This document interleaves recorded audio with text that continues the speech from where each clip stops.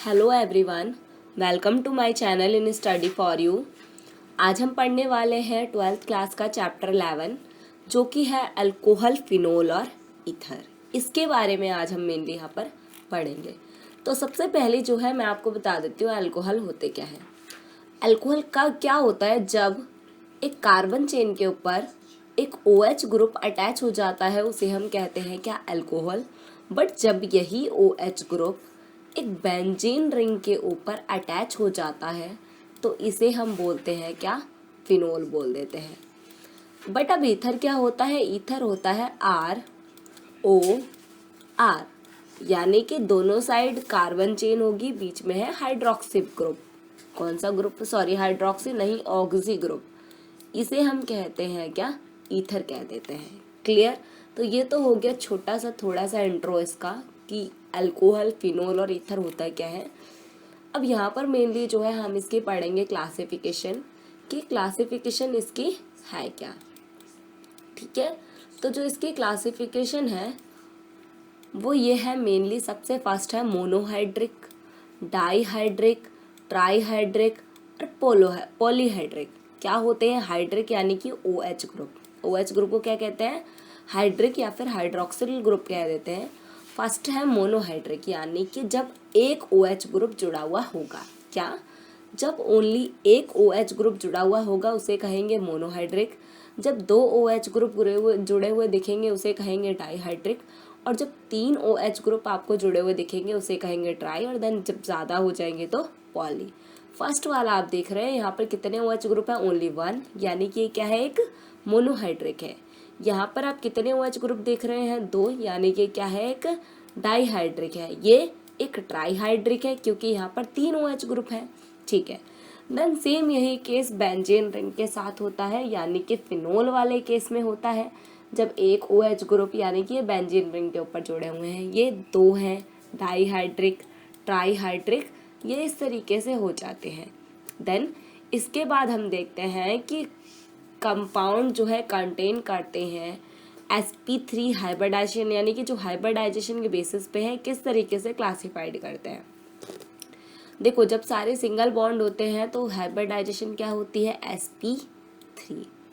और जब double bond होते हैं तो हाइब्रिडाइजेशन क्या होती है, sp2। बट जब सारे यहाँ पर कोई भी ट्रिपल बॉन्ड आपको दिख जाए तो हाइब्रिडाइजेशन होती है sp, ओनली sp होगी। ठीक है, देन इसके बाद आता है आपका, इसी में ही कंसेप्ट है क्या, इसी में ही आपका कंसेप्ट है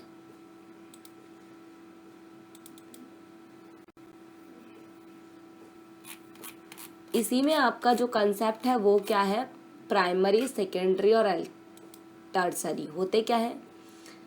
यानी कि यहाँ पर आप क्या देख रहे हैं कि यहाँ पर सिर्फ एक कार्बन ग्रुप जुड़ा हुआ है, OH जिससे जुड़ा हुआ है किससे, एक कार्बन के साथ।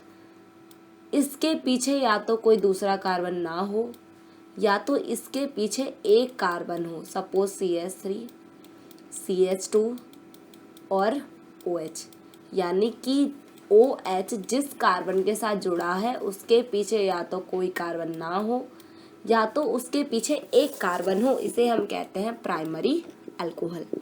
बट जब OH ग्रुप जिस कार्बन से जुड़ा हुआ है उसके पीछे 2 CH3 ग्रुप जुड़े हुए हों, कितने, 2 CH3 ग्रुप जुड़े हुए होते हैं, उसे कहते हैं सेकेंडरी अल्कोहल। ठीक है, देन उसके बाद अगर यहाँ पर जिस कार्बन के साथ OH ग्रुप जुड़ा है वो 3 कार्बन ग्रुप के साथ जुड़ा हुआ हो, यानी कि CH3, यहाँ भी CH3 और देन यहाँ भी CH3 है, 3 CH3 ग्रुप से जुड़ा हुआ है तो इसे कहेंगे टर्सरी। ठीक है, देन इसके बाद आ जाता है अलाइलिक और विनाइलिक अल्कोहल किसे कहते हैं।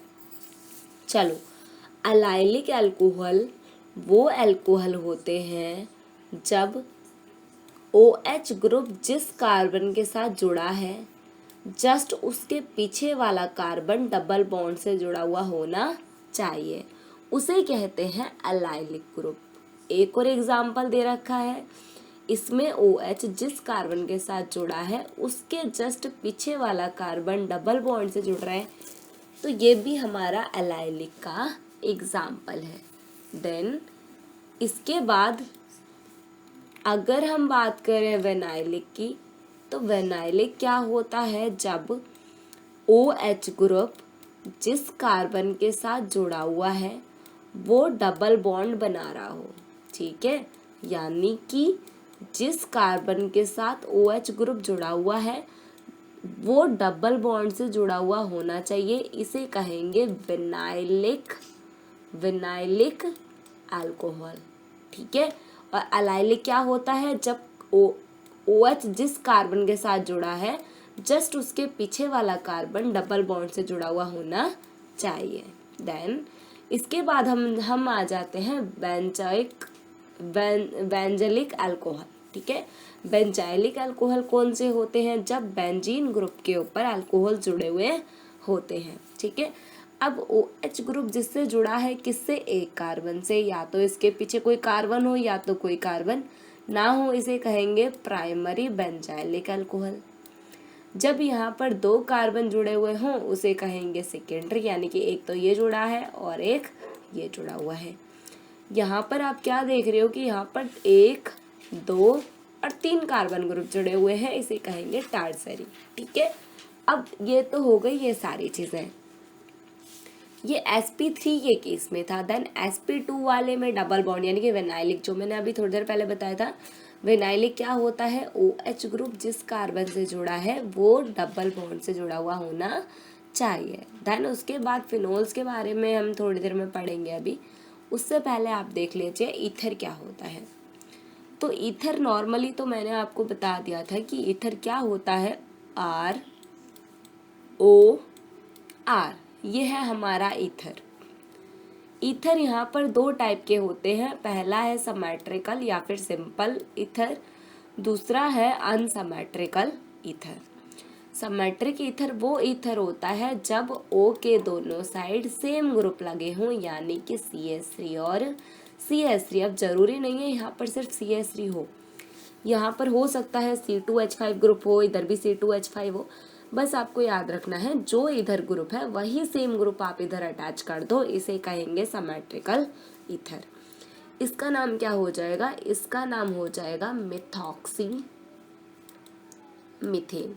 क्या हो जाएगा, मिथॉक्सी मीथेन। इसमें क्या होता है कि जो एक लॉन्ग चेन होती है उसको हम मेन चेन मानकर चलते हैं, और जो छोटा वाला ग्रुप होता है उसे हम एज अ ब्रांच मान के चलते हैं, ठीक है। अब यहाँ पर ये तो हो गया था हमारा सिमेट्रिक ईथर का कंसेप्ट। देन इसके बाद जो हमें पढ़ना था अनसिमेट्रिक ईथर, ठीक है। अनसिमेट्रिक ईथर क्या होते हैं, अनसिमेट्रिक ईथर वो ईथर होते हैं जब कार्बन के दोनों साइड डिफरेंट ग्रुप अटैच हो, जैसे कि ये। अब इसका नाम क्या हो जाएगा, मैंने आपको बोला था कि जो चेन बड़ी होती है उसको हम मेन चेन लेकर चलते हैं, और जो चेन छोटी होती है उसको हम एज अ ब्रांच लेकर चलते हैं, ठीक है। तो जो ये छोटी है ये ब्रांच हो जाएगी और ये हमारी मेन चेन हो जाएगी। तो सबसे पहले हम क्या लिखते हैं, ब्रांच, यानी कि इसका नाम हो जाएगा मिथ ऑक्सी, क्योंकि O को ऑक्सी लिखते हैं, मिथॉक्सी इथेन। इथेन बाद में क्यों लिखा, क्योंकि इथेन हमारी मेन चेन है। देन ऐसे ही इसका नाम क्या हो जाएगा, ये जो C6H5 यानी कि बेंजीन है ये तो हमारी मेन चेन है, और ये जो है हमारा क्या है, ब्रांच पे है, यानी कि इसका नाम हो जाएगा इथॉक्सी बेंजीन। क्लियर, तो ये तो हो गया यहाँ पर। अब इसके बाद ना सिमेट्रिक और अनसिमेट्रिक के बाद आपका एक और ईथर आता है जिसको कहते हैं साइक्लिक ईथर, ठीक है। साइक्लिक ईथर क्या होता है, जब एज अ साइकिल जैसा स्ट्रक्चर बना लेते हैं, यानी कि CH2 सिंगल बॉन्ड CH2 इसके साथ ऐसे करके O जुड़ा हुआ हो। अच्छा यहाँ पर ये क्या है, ये C है, ठीक है। जब ये ऐसे ऑक्सीजन के साथ जुड़ा हुआ होगा, इस तरीके से रिंग जैसा बनाएगा, इसे कहते हैं ऑक्सीरेन। क्या कहते हैं, इसे कहते हैं ऑक्सीरेन। क्लियर, ये हमारा बन जाता है ऑक्सीरेन। इसका एक आधा स्ट्रक्चर देखते हैं कि कैसे होगा ये, इसका नेम कॉमन। इसी ऑक्सीरेन को हम इपॉक्सी इथेन भी कह देते हैं। क्या कह देते हैं, इपॉक्सी इथेन। सपोज मैं आपको यहाँ पर एक एग्जांपल देती हूँ, CH3 CH2 सॉरी CH और CH2, यहाँ पर ये वाला ग्रुप जुड़ा हुआ है O, ठीक है। ये वैसे इतना पूरा क्या हो जाएगा, इपॉक्सी ग्रुप। अगर हम सॉरी ये हमारा है ऑक्सीरेन 1 2 3। अगर आप इसको ऐसे नंबरिंग दोगे तो ये हमारा एज अ ब्रांच पे आ जाएगा, ठीक है। ये जब ब्रांच पे आएगा ये सारे को क्या कहते हैं, हम ऑक्सीरेन कहते हैं। यानी कि 2 पे कौन जुड़ रहा है, मिथाइल ग्रुप, यानी कि इसका नाम हो जाएगा 2 मिथाइल ऑक्सीरेन। क्या है, 2 मिथाइल ऑक्सीरेन। क्लियर। बट अगर हम इसको एज अ स्ट्रेट चेन लेके चलें, इसे ब्रांच मान के चलें, तब क्या होगा, यानी कि हम इसको लिख देते हैं सेम वैसे ही पहले जैसा, CH3 CH single bond CH2, और ये किससे जुड़ा है, ऑक्सीजन के साथ। अब आपको क्या पता है कि ये हम पूरी चेन ले रहे हैं, यानी कि 1 2 3, बट हम O को नंबरिंग कम देंगे, इस वाले ग्रुप को, ऑक्सी ग्रुप को, यानी कि 1 2 3, ठीक है। ये पूरी चेन है, ये ब्रांच पर है, ठीक है। अब ये कौन है ब्रांच पे, इपॉक्सी ग्रुप है। कहाँ पर है, 1 2 इपॉक्सी और प्रोपेन। प्रोपेन क्यों लिखा, क्योंकि 3 कार्बन की ये हमारी चेन है, ओके।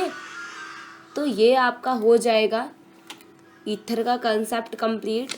ईथर के बाद हम आ जाते हैं कहाँ पर, फिनोल के कंसेप्ट पे।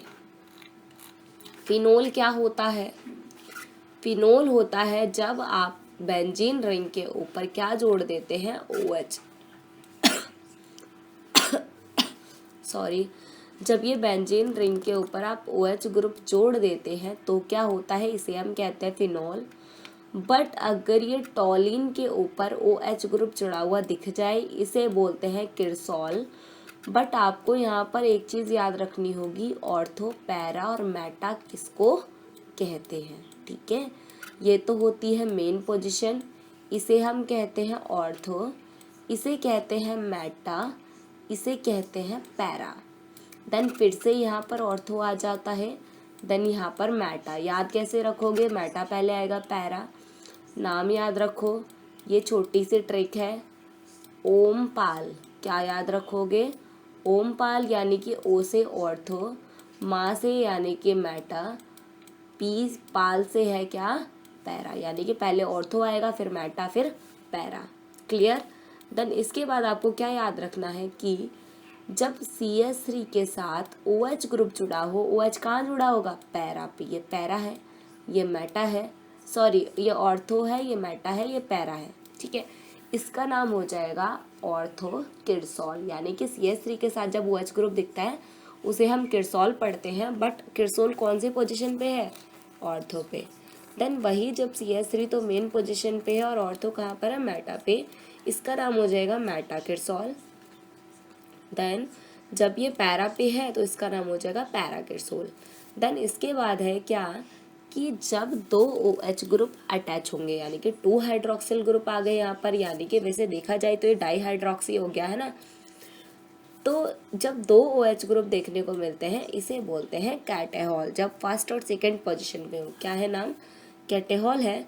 बट जब एक तो 1 पे है और एक 3 पे है OH ग्रुप, तो इसको बोलते हैं रिसोर्सिनॉइल, ठीक है। क्या बोलते हैं, रिसोर्सिनॉइल कहते हैं। और बट जब एक मेन पोजीशन पे है और एक कहाँ है, पैरा पे है, यानी कि 1 और 4, तो इसको बोलते हैं क्विनॉल, ठीक है। क्विनॉल के बाद आपका एक और कंसेप्ट है जो आपको याद रखना है, यानी कि ये आपका बेंजीन है। जब इस बेंजीन के ऊपर 3 OH ग्रुप जुड़ जाते हैं, यानी कि पहले पे एक OH, देन सेकेंड पे एक OH, देन थर्ड पे एक OH, यानी कि 3 OH ग्रुप जब होते हैं तो इनको बोलते हैं पायरोगैलॉल, ठीक है। क्या बोलते हैं, पायरोगैलॉल इसको कहते हैं। क्लियर। तो ये हो गए हमारे यहाँ पर ये अल्कोहल का कंसेप्ट कंप्लीट, फिनोल का कंसेप्ट सॉरी। देन इसके बाद आपका आ जाता है यहाँ पर क्या, इनका जो स्ट्रक्चर है वो कैसा होता है। तो इन सब का स्ट्रक्चर ही sp3 हाइब्रिडाइजेशन इसकी होती है, और इनके अंदर जो इनका स्ट्रक्चर है ना वो कैसा होता है, टेट्राहेड्रल होता है। क्या होता है, टेट्राहेड्रल होता है इसका स्ट्रक्चर, क्योंकि इसके पास आप देख रहे हो दो तो लोन पेयर है और दो बॉन्ड पेयर है, तो इस तरीके से टेट्राहेड्रल स्ट्रक्चर बनाते हैं। और जब टेट्राहेड्रल स्ट्रक्चर होता है ना तो इनका जो बॉन्ड एंगल होता है ना 109 डिग्री समथिंग होता है। तो आप देख रहे हो कि यहाँ पर इन सब के एंगल अप्रॉक्स यही है। फर्स्ट वाले का 109.9 डिग्री है, सेकंड वाले का 109 है, थर्ड वाले का 111.7 डिग्री है, यानी कि अप्रॉक्स 109 है। तो ये सारे एंगल जो है टेट्राहेड्रल के होते हैं। अगर आपको यहाँ पर कंफ्यूजन हो रही है कि sp3 किसे कहते हैं, शेप कैसे पता चला, अगर आपको इसके लिए डाउट हो रहा है तो आप कमेंट बॉक्स में डालिए, मैं इसके लिए स्पेशली एक वीडियो बनाकर अपलोड कर दूंगी ताकि आपको इसके लिए कोई प्रॉब्लम ना हो। देन इसके बाद आपको याद क्या रखना है, हम यहाँ पर पढ़ रहे हैं अल्कोहल एंड फिनोल की प्रिपरेशन, यानी कि अल्कोहल और फिनोल बनेगा कैसे। सबसे पहला है एल्कीन के थ्रू, यानी कि एल्कीन के थ्रू हम क्या बना रहे हैं, हम बना रहे हैं अल्कोहल। सबसे पहले रिएक्शन है बाय एसिड कैटालाइसिस हाइड्रेशन, यानी कि इसमें आपको हाइड्रेशन करना है। हाइड्रेशन क्या होता है, वाटर ऐड करना है। ठीक है, कैसे ऐड करोगे वाटर, आप देखो यहाँ पर ये सिमेट्रिक ईथर है, यानी कि दोनों के पास, सॉरी ईथर नहीं है, एल्कीन है, दोनों सिमेट्रिक है, यानी कि दोनों के पास एक HH ग्रुप है, यानी कि इसके पास भी दो हाइड्रोजन है, इसके पास भी दो हाइड्रोजन है। आप क्या करोगे, वाटर क्या होता है, वाटर होता है H और OH। हाइड्रोजन के पास होता है नेगेटिव पॉजिटिव चार्ज, OH के ऊपर होता है नेगेटिव। अब आप यहाँ पर क्या कर सकते हो, किसी के पास भी आप OH भेज दो और किसी के पास भी H भेज दो, कोई प्रॉब्लम नहीं है। बट जब ये कंडीशन कुछ ऐसी हो जाती है, कैसी हो जाती है, कंडीशन हो जाती है कुछ ऐसी, यानी कि यहाँ पर दो हाइड्रोजन है, यहाँ पर एक है। अब क्या करोगे, किसके पास हाइड्रोजन भेजोगे और किसके पास OH ग्रुप भेजोगे। तो यहाँ पर याद रखो मार्कोनिकॉफ रूल। मार्कोनिकॉफ रूल क्या कहता है कि ये मेनली मार्कोनिकॉफ रूल में हमने HCl के रिएक्शन करवाते हैं, HCl ऐड करवाते हैं। ये आपको हेलो एल्केन हेलो एरेन में बहुत अच्छे से समझ आ जाएगा क्या होता है। तो यहाँ पर जो हेलोजन है, क्या है हेलोजन, हेलोजन कहाँ पर अटैच होता है, जहाँ पर हाइड्रोजन कम हो। ठीक है, और हाइड्रोजन कहाँ पर अटैच होता है, जहाँ पर हाइड्रोजन ज़्यादा होंगे। तो ये है मार्कोनिकॉफ रूल, यानी कि हेलोजन वहाँ होंगे जहाँ पर हाइड्रोजन कम होगा, हाइड्रोजन वहाँ होंगे जहाँ पर हाइड्रोजन ज़्यादा होगा। इसके ट्रिक क्या है, इसके ट्रिक जो हेलोजन, हेलोजन याद रखो, हेलो कम, यानी कि जैसे हम किसी को बुलाते हैं ना कि ओए हेलो कम इधर आओ, वैसे ही यहाँ पर याद रखो हेलो कम, यानी कि हेलोजन कहाँ जाएगा, कम हाइड्रोजन के पास, और हाइड्रोजन कहाँ जाएगा, ज़्यादा हाइड्रोजन के पास। सेम इसी तरीके से मार्कोनिकॉफ रूल पे बेस्ड, हाइड्रोजन कहाँ जाएगा, जहाँ पर हाइड्रोजन ज़्यादा होंगे, यानी कि हाइड्रोजन यहाँ अटैक कर जाएगा, और OH कहाँ चला जाएगा, जहाँ पर हाइड्रोजन कम होंगे, और ये इस तरीके का स्ट्रक्चर आपका बन जाएगा। और ये कैसा अल्कोहल बन रहा है, प्राइमरी सेकेंडरी टर्सरी। तो OH ग्रुप किसके साथ, जिस कार्बन के साथ जुड़ा है वो कितने कार्बन से जुड़ रहे हैं, 2 से, यानी कि बनेगा सेकेंडरी अल्कोहल। क्लियर।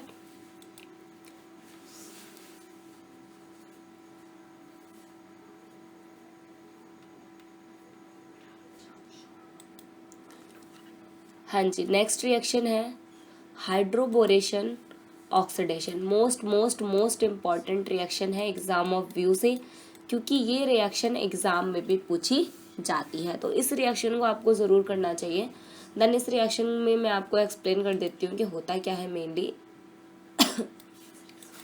इस रिएक्शन में ये होता है कि देखो, जो आपका यानी कि CH3 CH double bond CH2 ये होता है। इसकी आप रिएक्शन करवाते हो किसके साथ, BH3 के साथ। ठीक है, यहाँ पर वैसे तो आप हमेशा देखते हो कि B2H6 होता है डाइबोरेन। ठीक है, ये कभी भी आपको ऐसे सिंगल नहीं दिखता, बट ये सिंगल रहता है, इसीलिए हम यहाँ पर यूज़ करते हैं THF का। THF क्या है, THF है टेट्राहाइड्रोफ्यूरान। जो कि BH3 को डाइमराइज नहीं होने देता, ये वाली फॉर्म नहीं होने देता, क्योंकि हमें हाइड्रोबोरेशन ऑक्सीडेशन में सिर्फ सिंगल BH3 की ही ज़रूरत होती है। क्लियर? तो अब यहाँ पर होगा क्या, अब देखो इसको ना इस तरीके से डिवाइड कर लो, BH2 और H, ठीक है। यानी कि जो हाइड्रोजन है वो तो यहाँ चला जाएगा, BH2 इधर चले जाएगा। कैसे होगा अटैच? यानी कि CH3 CH के यहाँ पर H जुड़ जाएगा और यहाँ पर बॉन्ड ब्रेक हो जाएगा और यहाँ क्या जुड़ जाएगा, CH2 BH2, ठीक है। ये इस तरीके से हो गया। अब यहाँ पर क्या होता है कि जो यहाँ पर आपने बनाया, यानी कि इसकी रिएक्शन आप अगेन किसके साथ करवाओगे, इसकी रिएक्शन इसके साथ फिर से करवा दो, यानी कि CH3 CH double bond CH2 और इसकी रिएक्शन यानी कि ये वाला प्रोडक्ट ऐड करवाओगे जो आपने अभी बनाया, ये वाला, यानी कि CH3 ये CH2 और CH2 और BH2, ठीक है। यानी कि अब ये प्रोडक्ट कुछ इस तरीके से है, अगर मैं इसको इसके बाहर ऐड कर दूं तो कैसा रहेगा, यानी कि यहाँ से आप क्या करोगे, इस वाली जगह से एक हाइड्रोजन तो आप यहाँ पर ऐड कर दो और बाकी बचा हुआ प्रोडक्ट यहाँ पर ऐड कर दोगे। कैसे करोगे अब मेनली वो देख लेते हैं। देखो जरा यहाँ पर जब ऐसे करके एरो बनेगा तो आपको हाइड्रोजन तो यहाँ ऐड कर देना है सबसे पहला काम, यानी कि CH3 CH2, यानी कि एक सेकेंड,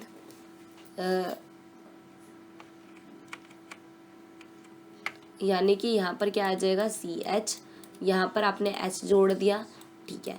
देन यहाँ पर क्या जोड़ोगे, CH2 ऑलरेडी है यहाँ पर, यानी कि इसका एक हाइड्रोजन ऑलरेडी जुड़ चुका है, तो यहाँ क्या बचा है BH और साथ में क्या बचा है ये सारा प्रोडक्ट, ठीक है। जो ये सारा है पीछे का, ये सारा भी इसके B के साथ जुड़ जाएगा। क्या है ये, यानी कि लिख लोगे आप इसको CH2, यानी कि CH2 और CH3, है ना।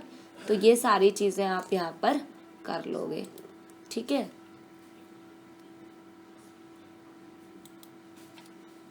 तो ये सारी चीज़ें हो जाएंगी, जो वो सारी चीज़ें आप करते वहाँ पर, यानी कि CH3 CH double bond CH2, यानी कि जब आपने इसके ऊपर किसको ऐड करवाया था, BH3 को ऐड करवाया था, और ये क्या बन गया था, यानी कि यहाँ पर तो आ जाएगा BH, एक सेकेंड, यानी कि जो यहाँ पर है, यहाँ पर क्या बनेगा CH3 CH2, यानी कि यहाँ पर एक H जुड़ जाएगा इसका BH3 का, यहाँ हो जाएगा CH2 और यहाँ पर BH2, यानी कि ये जो BH3 था ना, BH2 और H में डिवाइड हो जाएगा, ठीक है। जो H हमने इस वाले के ऊपर भेज दिया और बाकी यहाँ पर भेज दिया है, ठीक है। तो इस तरीके से अब क्या करना है, इसकी रिएक्शन दोबारा इससे करवाओगे जो हमारा प्रोडक्ट बना है, यानी कि CH3 CH double bond CH2 plus अब क्या होगा, यहाँ पर प्लस होगा ये सारी चीज़। अब देखो ये सारा तो एक ही है, यानी कि CH3 CH2 और यहाँ पर है CH2 के साथ कौन है, BH2। क्या करना है अब करना है कि यहाँ से एक हाइड्रोजन को तो यहाँ पर जुड़वा दो और बाकी सारा प्रोडक्ट यहाँ जोड़ दो। कैसे जोड़ोगे ऐसे, यहाँ पर क्या लिखना है, CH3 सिंगल बॉन्ड CH, यहाँ पर हाइड्रोजन जोड़ने के लिए बोला था, यहाँ पर आ जाएगा CH2 और BH, क्योंकि एक हाइड्रोजन बचा हुआ रह जाएगा, क्योंकि एक तो पीछे जुड़ गया बट एक बच रहा है। अब ये सारा प्रोडक्ट यहाँ आ जाएगा, यानी कि CH2 और CH3, ठीक है। तो ये सारी चीज़ें यहाँ पर जुड़ गई। अब क्या होगा, अब आपके पास यहाँ पर एक और H बचा हुआ है। अब ये जो बना हुआ है ये कुछ इस तरीके से हो जाएगा, यानी कि CH3 CH, यानी कि दोबारा से हम इसके रिएक्शन करवा रहे हैं CH3, सॉरी ये CH आएगा यहाँ पर,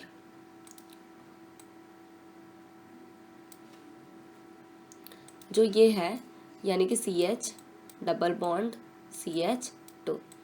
फिर से इसके रिएक्शन यानी कि जो हमारा प्रोडक्ट बना है, यानी कि देखो ये एक और एक है, ये दोनों तो सेम है, यानी कि हम इसको लिख सकते हैं BH CH3 sorry CH2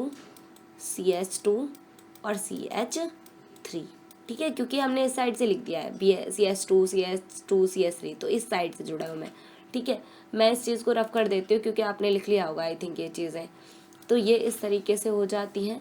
then इसके बाद जो आपका प्रोडक्ट बनेगा, आपको पता है यहाँ का एक हाइड्रोजन इस वाले के पास जाएगा, बाकी सारा प्रोडक्ट इसके पास चला जाएगा, यानी कि यहाँ पर जो बन जाएगा वो क्या बनेगा CH3 CH, यहाँ पर H जुड़ जाएगा और बाकी बचा हुआ प्रोडक्ट जो CH2 के साथ है वो यहाँ पर किसके साथ जुड़ जाएगा, B के साथ। ये सारा ही प्रोडक्ट आ जाएगा, ठीक है।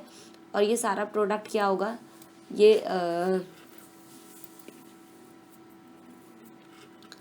अच्छा एक सेकेंड, जो आपने पिछला वाला बनाया था उसमें यहाँ पर 2 आएगा क्योंकि 2 CS ये वाले ग्रुप थे वहाँ पर, है ना। तो ये यहाँ पर हो जाएगा CH2 देन लास्ट में हो जाएगा यहाँ पर क्या CH3 का होल ट्वाइस, क्योंकि 2 है ना यहाँ पर ये वाले ग्रुप। अब क्या हो गया यहाँ पर, ये वाला आप देख रहे हो, यानी कि ये वाला जो है ये भी एक कार्बन चेन है और ये भी एक कार्बन चेन है ना। यानी कि हम क्या कर सकते हैं यहाँ पर, हम ये कर सकते हैं, इन सबको एक साथ लिख दो, CH2 CH3 और यहाँ बाहर क्या था बोरोन, और ये कितने हैं 3 मोल्स हैं, ठीक है ये। और जो ये आपका बना है इसको कहते हैं ट्राई एल्काइल बोरेन। अब इसका ऑक्सीडेशन करवाओ, ऑक्सीडेशन होता है H2O2 की रिएक्शन इसके साथ करवाओगे 3 मोल्स ऑफ, ठीक है। क्या होगा 3, तो अब देखो जो H2O2 है ना इसको OH और OH में डिवाइड कर लो, और कितने मोल है ये 3 मोल है, यानी कि 3 OH है और 3 OH है। अब 3 OH को तो यहाँ जोड़ दो इनके साथ, क्योंकि 3 है ना ये अल्काइल ग्रुप, तो 3 तो यहाँ जोड़ दोगे, यानी कि ये हो जाएगा CH3, ये इधर वाला CH3 है, कहीं कंफ्यूज हो जाओ, यानी कि फिर है CH2 और यहाँ पर है CH2, देन आपने जोड़ दिया OH। कितने OH थे आपके पास जो यहाँ जोड़े, वो 3 थे, इसीलिए हम बाहर लिख देंगे 3, क्योंकि OH भी 3 है, सारी चीज़ें 3 है। अब बाकी बचा हुआ जो बोरोन है वो 3 OH यानी कि OH थ्राइस के साथ बाहर हो जाएगा। ये जो बना ये हमारा बना अल्कोहल, और ये जो बाहर निकल के ये जो निकला इसे कहते हैं क्या, बोरिक एसिड। क्या कहते हैं, boric acid, boric acid. I hope आपको ये समझ आ गई होगी रिएक्शन प्रॉपरली कि कहना क्या चाह रही है। तो अगर आपको नहीं समझ आया तो आप वीडियो को रिपीट कर सकते हैं, देख सकते हैं कि क्या कैसे आया है। देन इसके बाद जो ये आपके रिएक्शन थे ट्राई हाइड्रोबोरेशन ऑक्सीडेशन, देन इसके बाद है क्या carbonyl compound. What is carbonyl compound, carbonyl compound होता है यानी कि कीटोन और एल्डिहाइड को हम कहते हैं कार्बोनिल कंपाउंड। ये जो रिएक्शन है यहाँ पर किस चीज़ से होती है, RCHO प्लस H2। जब इसके साथ ये रिएक्शन होती है तो क्या होता है कि देखो ये जो RCHO है RCOH कुछ इस तरीके से होती है, और इसके रिएक्शन किससे करवाते हैं, वाटर से, यानी कि हाइड्रोजन से H और H। और ये रिएक्शन किसके प्रेजेंस में होती है, प्लैटिनम के प्रेजेंस में होती है। ये कुछ इस तरीके से होता है, और यहाँ पर क्या करते हैं कि यहाँ पर इस तरीके से करते हैं कि जो आप ये देख रहे हो यहाँ पर एक हाइड्रोजन तो इस कार्बन के साथ अटैच करवा दो, एक हाइड्रोजन इस ऑक्सीजन के साथ अटैच करवा दो, तो क्या बन जाएगा यहाँ पर, ये H ऑलरेडी है, एक और H अटैच हो गया, तो आ जाएंगे यहाँ पर क्या RC, यानी कि एक H ये है H और एक H अभी अभी अटैच करवाया आपने, और यहाँ पर क्या हो जाएगा OH बॉन्ड ब्रेक, और यही चीज़ आपके यहाँ पर लास्ट में आके बन जाती है। क्लियर? तो ये तो हो गया एल्डिहाइड का कंसेप्ट। देन इसके बाद जो आपका है वो क्या है, इसके बाद है कि by reduction of carboxylic acid, carboxylic acid से कैसे बनेगा। यहाँ पर मेनली ये होता है कि जब आप LiAlH4 के साथ रिएक्शन करवाते हो इसकी, तो क्या होता है कि RC डबल बॉन्ड O और OH ये होता है, और जब आप इसके साथ रिएक्शन करवाते हो ना तो ये आपकी रिएक्शन को 4 हाइड्रोजन प्रोवाइड करता है। कितने हाइड्रोजन? 4 हाइड्रोजन आपकी रिएक्शन को प्रोवाइड करता है। इन 4 हाइड्रोजन का होता क्या है, 2 हाइड्रोजन तो इस जगह पर लग जाते हैं और 2 हाइड्रोजन इस जगह पे लग जाते हैं, बट याद रखना यहाँ से वाटर बाहर हो जाता है, यानी कि H2 और O बाहर हो जाएगा, बाकी सारी चीज़ें जुड़ जाएंगी, यानी कि C के साथ H2, क्योंकि मैंने बताया था यहाँ पर 2 हाइड्रोजन मिलते हैं, और देन यहाँ पर O ये वाला और ये वाला H ये जुड़ जाएगा और ये कुछ इस तरीके का प्रोडक्ट बन जाएगा। क्लियर? तो ये हो गया आपका ये वाला कंसेप्ट। देन लास्ट ये है आपका क्या, एस्टरिफिकेशन इस रिएक्शन को कहते हैं। ये रिएक्शन आपको दोबारा देखने को मिलेगी।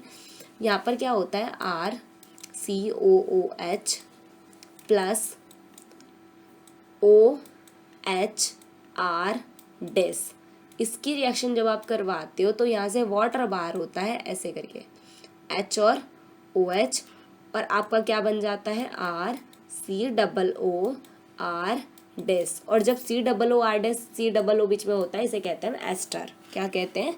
एस्टर, यानी कि RCOOR, यानी कि जब इसको दोबारा से H2 के साथ रिएक्शन करवाओगे तो क्या बना देगा, अल्कोहल बना देगा। और मेनली आपको पता है इस रिएक्शन में हमें अल्कोहल बनाना है यहाँ पर। इसके बाद नेक्स्ट है ग्रिग्नार्ड रिएजेंट। ये भी एग्जाम ऑफ व्यू से मोस्ट इंपॉर्टेंट है, हर एक चैप्टर में रिपीटेड है। तो ग्रिग्नार्ड रिएजेंट मेनली होता क्या है, ग्रिग्नार्ड रिएजेंट की जो रिएक्शन है वो मैं आपको बता देती हूँ कि कैसे होती है रिएक्शन। यहाँ पर आप देखते हो कि RC डबल बॉन्ड OH ये एल्डिहाइड है, इसकी रिएक्शन आप करवा रहे हो RMgX। ठीक है, याद रखना जब आप ग्रिग्नार्ड रिएजेंट नाम सुनते हो तो RMgX के साथ ही हम यहाँ पर रिएक्शन करवाते हैं। ठीक है, जो यहाँ पर R है वो है आपका नेगेटिव पार्ट, MgX क्या है, पॉजिटिव पार्ट। अब ये जो आपका O कार्बन है, यानी कि जो आपका कार्बन है वो कैसा है, वो पॉजिटिव है, ऑक्सीजन कैसा है, नेगेटिव है, यानी कि जो नेगेटिव पार्ट है पॉजिटिव पे अटैक हो जाएगा और पॉजिटिव पार्ट सारा यहाँ पर अटैच हो जाएगा, यही होगा। देन इसके बाद क्या होगा आपका, यहाँ पर जब आप इस तरीके से करोगे तो C के ऊपर क्या जुड़ जाएगा, R जुड़ जाएगा, H यहाँ पर ऑलरेडी है, ऑक्सीजन के साथ क्या जुड़ जाएगा, MgX, यानी कि ये कुछ इस तरीके से प्रोडक्ट बन जाएगा। ठीक है, देन जब इसको आप हाइड्रोलिसिस करवाओगे, हाइड्रोलिसिस होता है H3O पॉजिटिव, यानी कि हाइड्रोलिसिस H और OH। जब इस तरीके से आप इसको करवाओगे तो जो यहाँ से आपका प्रोडक्ट बनेगा ना, यहाँ से जो आपने ये लिखा था अभी RMgX, तो ये जो RMgX है वो इस OH के साथ बाहर निकल जाते हैं और ये हाइड्रोजन यहाँ पर ऑक्सीजन के साथ आके अटैच हो जाता है। RC यहाँ पर O के साथ कौन जुड़ गया, H अभी बताया था, यहाँ पर हाइड्रोजन और देन यहाँ पर क्या है C, यानी कि R ग्रुप है कोई। और जो ये बाहर निकलेगा, बाहर कैसे निकलेगा, यानी कि MgOH, ये जो ये वाला OH निकला था वो, और एक क्या है यहाँ पर X है, तो ये बन गई हमारी ग्रिग्नार्ड रिएजेंट। आप इसको प्रॉपर एक एग्जाम्पल के, प्रॉपर एक रिएक्शन बेस के कर सकते हैं, जैसे कि आपको यहाँ पर एग्जाम्पल भी दे रखे हैं 2-3, तो इसके थ्रू आप इसको सॉल्व कर सकते हैं। देन इसके बाद है प्रिपरेशन ऑफ फिनोल। फिनोल की प्रिपरेशन यहाँ पर इम्पॉर्टेंट है। इम्पॉर्टेंट क्यों है, क्योंकि आपकी जो पहली प्रिपरेशन है फ्रॉम हेलो एरेंस की जो यानी कि जो यहाँ पर हेलो एरेंस के थ्रू भी आप फिनोल बना सकते हो। कैसे बनाओगे, यहाँ पर जो क्लोरोबेंजीन है, क्लोरोबेंजीन की रिएक्शन आप बेस के साथ करवाओगे। बेस क्या है, यहाँ पर NaOH है। जब आप NaOH के साथ इसके रिएक्शन करवाओगे 623 केल्विन टेम्परेचर और 300 atm एटमॉस्फेरिक प्रेशर पे, तो ये बन जाएगा बेंजीन के ऊपर ONA, यानी कि sodium phenoxide ion. Sodium phenoxide ion ये बन जाएगा। देन इसके रिएक्शन करवाओगे HCl के साथ तो ये क्या बन जाएगा आपका फिनोल बन जाएगा। याद कैसे रखोगे इसको? याद रखने की इसकी एक ट्रिक है छोटी सी, वो क्या है? अच्छा एक सेकेंड, एक चीज़ और, इस रिएक्शन को हम डॉज प्रोसेस भी कहते हैं। क्या कहते हैं? डॉज प्रोसेस कहते हैं। ये रिएक्शन ना आपके नेमिंग रिएक्शन में भी आ जाती है। कैसे याद रखोगे? DCP BA पास, ठीक है। यानी कि DCP यानी कि डॉज प्रोसेस में क्लोरोबेंजीन से क्या बनाओगे? फिनोल बनाओगे। D यानी कि डॉज प्रोसेस में, C यानी कि क्लोरोबेंजीन से, P यानी कि फिनॉल बनाओगे, और B मीन्स बेस लोगे, A मीन्स एसिड। बेस ये है, एसिड ये, दोनों चीज़ें लेके ये आप बना दोगे। क्लियर? देन इसके बाद है क्या? From benzene sulphonic acid. Benzene sulphonic acid के रिएक्शन में हम यहाँ पर बेंजीन की रिएक्शन करवाते हैं ओलियम से। ओलियम क्या होता है? ओलियम होता है H2S2O7, ये होता है ओलियम। और इसी को ही ओलियम को ना हम ऐसे भी लिख देते हैं H2SO4 प्लस SO3, ठीक है। तो ये आप नोट कर लो कहीं पर भी साइड में कि ओलियम ये होता है। अब ये जो ओलियम मैंने आपको बताया, ये अभी अभी बताया था ना कि जो H2SO4 होता है प्लस SO3, ठीक है। तो ये जो है ना यहाँ पर H2SO4, इसको कैसे डिवाइड करोगे? OH तो यहाँ से हटा दो, बाकी इस प्रोडक्ट में जो बच गया यानी कि SO3H। ये जो OH है ये नेगेटिव पार्ट है, ये क्या है? पॉजिटिव। तो ये एज अ इलेक्ट्रोफाइल अटैक करेगा, ये सारा प्रोडक्ट अटैक करता है तो ये बन जाता है। इसे कहते हैं क्या? इसे कहते हैं बेंजीन सल्फोनिक एसिड, ठीक है। क्या कहते हैं? Benzene sulphonic acid. देन इसके रिएक्शन आप बेस के साथ करवाओगे तो बन जाएगा क्या? फिनोल। क्लियर? इसके बाद है डाइजोनियम क्लोराइड। डाइजोनियम क्लोराइड क्या होता है? डाइजोनियम सॉल्ट, यानी कि डाइजोनियम सॉल्ट मेनली होता है कि आप जब एनिलीन के रिएक्शन NaNO2 से HCl के प्रेजेंस में करवाते हो तो ये बन जाता है डाइजोनियम क्लोराइड, यानी कि N2Cl। बेंजीन के ऊपर जुड़ा हुआ N2Cl, ये क्या बन जाएगा? Diazonium chloride. जब इसके रिएक्शन आप करवाओगे वाटर के साथ तो ये बन जाएगा फिनोल, और N2HCl सारी चीज़ें बाहर हो जाएंगी। क्लियर? देन इसके बाद आपका आ जाता है क्यूमीन। क्यूमीन क्या होता है? ये जो चीज़ है इसे क्यूमीन कहते हैं। देन इसकी रिएक्शन आप करवाते हो O2 से, यानी कि ये दोनों ही O2 यहाँ पर जाके अटैक कर जाएंगे। तो यहाँ पर आ गया COOH। यहाँ से सिर्फ इतना प्रोडक्ट ये सारा बाहर चला जाता है, सिर्फ OH ग्रुप यहाँ पर रुक जाता है, जिससे कि बन जाता है ये फिनोल। क्लियर? ये है क्यूमीन हाइड्रोपेरोक्साइड, ठीक है। तो ये क्यूमीन रिएक्शन भी आपके नेमिंग रिएक्शन में पूछ ली जाती है। और जो एनिलीन यानी कि डाइजोनियम क्लोराइड की रिएक्शन, डाइजोनियम सॉल्ट की रिएक्शन, ये आपको पिछले चैप्टर में भी देखने को मिलेगी। देन इसके बाद इसके फिजिकल प्रॉपर्टीज़ हैं किसकी? अल्कोहल की। तो ये प्रॉपर्टीज़ मैं एक बार आपको बता दूंगी कि लास्ट में तीनों की, एल्डिहाइड की, सॉरी अल्कोहल की, फिनोल की और कार्बोक्सिलिक एसिड की,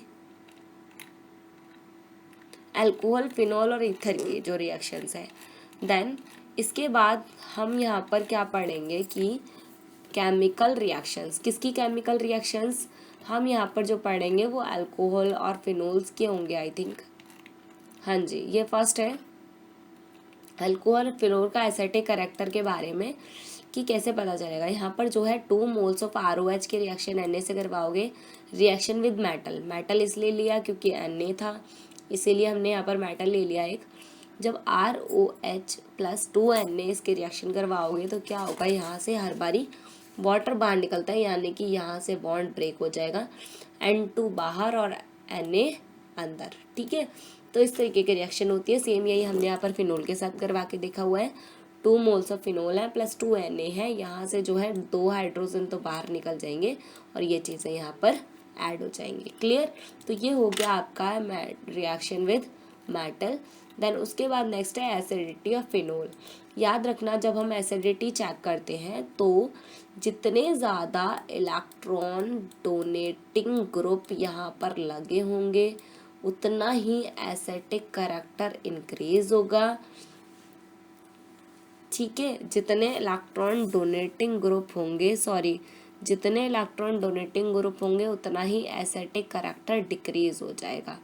ठीक है, जितना इलेक्ट्रॉन डोनेटिंग ग्रुप होंगे इलेक्ट्रॉन यानी एसिडिक कैरेक्टर डिक्रीज, और जितने ही इलेक्ट्रॉन विड्रॉइंग ग्रुप लगे होंगे, क्या इलेक्ट्रॉन विड्रॉइंग ग्रुप लगे होंगे तो एसिडिक कैरेक्टर क्या हो जाता है, इंक्रीज। अब इलेक्ट्रॉन विड्रॉइंग ग्रुप क्या होते हैं, NO2 ग्रुप, CN यानी कि साइनो ग्रुप, ये सारे इलेक्ट्रॉन विड्रॉइंग ग्रुप है। इलेक्ट्रॉन डोनेटिंग ग्रुप कौन से होते हैं, जिनके ऊपर पॉजिटिव चार्ज होता है, जैसे कि CH3 ग्रुप, ये सारे इलेक्ट्रॉन क्या है, इलेक्ट्रॉन डोनेटिंग ग्रुप है। तो ये जो ग्रुप होते हैं, जैसे कि आप यहाँ देखो, यहाँ पर 1 इलेक्ट्रॉन डोनेटिंग ग्रुप है, यहाँ पर 2 इलेक्ट्रॉन डोनेटिंग ग्रुप है, यहाँ पर 3 इलेक्ट्रॉन डोनेटिंग ग्रुप है। तो ये जो टर्सरी है, ये प्राइमरी, ये सेकेंडरी, इसमें मोर एसिडिक कौन है, मोर एसिडिक होगा ये। देन धीरे धीरे कम होते चले जाएंगे, क्योंकि जितना ज़्यादा इलेक्ट्रॉन डोनेटिंग ग्रुप बढ़ते जाएंगे एसिडिक कैरेक्टर क्या हो जाएगा, डिक्रीज हो जाएगा। ओके, देन इसके बाद थर्ड, सेम जैसे आपने उसमें करा था वैसे ही आप इसमें फिनोल में भी कर सकते हो।